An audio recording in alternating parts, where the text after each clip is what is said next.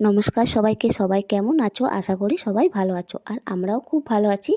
আজ চলে এলাম নতুন একটি ভিডিও নিয়ে। দেখো বন্ধুরা, আমরা এখন মা আর আমি মিলে কলা ফুল ছাড়াতে বসে পড়েছি। আর এটা আমরা কোথায় দেখছি এটা তোমাদেরকে মা বলবে।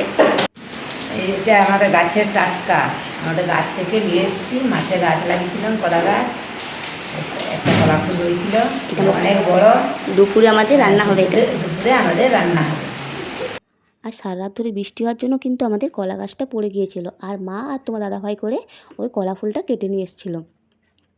আর আমি কিন্তু চিন্তায় পড়ে গিয়েছি যে এটা কী করে রান্না করব। ঘরেতে নারকেলও ছিল না, আর যে আমাদের মাছ দিয়ে যায় সেই মাছ কাকু সেও কিন্তু চিংড়ি মাছ নিয়ে আসেনি।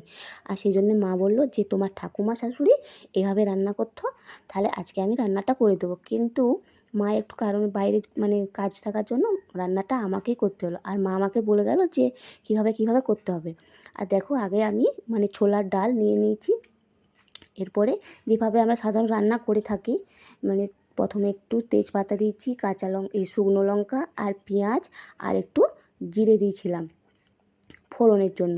এরপর ভালো করে নাড়াচাড়া করে পেঁয়াজটা ভাজা হয়ে গেছে। এরপর দেখো টমেটো কুচি দিয়ে দিয়েছি।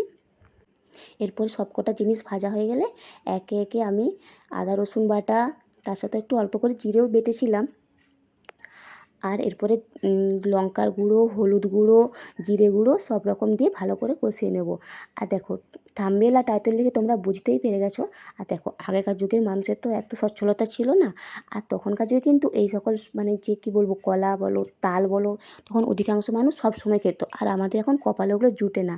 মা বলে যে আমরা যে এখন এখানে ঘর করে আছি, এখানে নাকি প্রচুর কলা গাছ ছিল, আর প্রায় সময়ই কিন্তু কলা হতো, তার জন্য ওরা রোজই খেত। আর সেই জন্য ঠাকুমা শাশুড়ি কীভাবে রান্না করতো সেটা মা আমাকে বলে গেছে। আর সেই জন্য আমি আজকে ওইভাবেই রান্না করছি। এই দেখো, মশলা কষা হয়ে গেছে। আর ওই যে ছোলার ডাল দিয়ে রান্না করব, দেখবো ফার্স্ট টাইম ছোলার ডাল দিয়ে কলা ফুল রান্না করলে কেমন লাগে। আর বলতে বলতে দেখো আমার মশলাটাও কষানো হয়ে গেছে। এরপর একে একে আলুগুলো দিয়ে দেবো। আর একটা তোমাদেরকে কথা বলে শোনো, এই মাসখানেক আগে বাজার থেকে একটা কলা ফুল নিয়ে এসেছিলাম, কিনে আনা হয়েছিল। কলা ফুলটা ভালো করে সুন্দর করে চিংড়ি মাছ দিয়ে রান্না করবো বলে চিংড়ি মাছ সব ভেজে আমার রান্নাটা প্রায় শেষের মুখে, মাছটা দেওয়ার অপেক্ষা। সেই সময় আমি একটু লবণটা ঠিক দিয়েছি নাকি চেখে দেখবো বলে দেখছি না, ও মা, এ তো প্রচুর পরিমাণে তেতো, এতটা তেতো, কাল্লা ফেল। কিন্তু দেখো, কাল্লা তেতো একটা স্বাদ আলাদা, আর এটার তো স্বাদ একটা আলাদা। তারপরে মাকে বলি, মা এটা তো আর খাওয়া যাবে না। মা বললো, না, এটা রান্না করার আর দরকার নেই, এটা ফেলে দাও। ঠিক, সেটা বাধ্য হয়ে আমাদেরকে ফেলে দিতে হলো। আর দেখো, এটা আমি ভয় করছিলাম যে এটাও কি সেরকম হবে, কিন্তু না, দেখছি খুব সুন্দর। মা বললো এটা আর হবে না, এটা হচ্ছে কাঁঠালি কলার, আমাদের গাছের, ওটা ছিল কাঁচকলা, সেই জন্য এত তিতো ছিল। আর দেখো, বলতে বলতে আমার কিন্তু একে একে সব কিছু দিয়ে, আর আমি কিন্তু কলাইটাও দিয়ে দিয়েছি। আর দেখো কত সুন্দর গামাখা রঙটা হয়েছে। এটা কিন্তু কাঁচকলার হলে কিন্তু কালো কালো হয়ে যেত, তখন কিন্তু কালো কালো হয়ে গিয়েছিল। আর এটা কত সুন্দর রঙ আছে। আর সবার শেষে একটু ঘি ছড়িয়ে দিলাম, গন্ধটা ছাড়ার জন্য আর কি। এটাও কিন্তু মা আমাকে বলেই গিয়েছিল যে একটু সবার শেষে রান্নাটা হয়ে গেলে একটু ঘি দিয়ে দেবে। আর দেখবো আমরা রান্নাটা করে কেমন লাগে। আর সত্যি কথা বলতে কিন্তু বন্ধুরা, এই রান্নাটা কিন্তু আমার খুবই ভালো লেগেছিলো।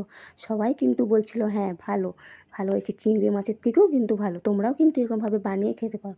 আর দেখো কত সুন্দর হয়েছে কালারটা। এই দেখ, একটা নতুন জিনিস বানিয়েছি, এইটা দেখ, খেয়ে দেখ কেমন লাগছে।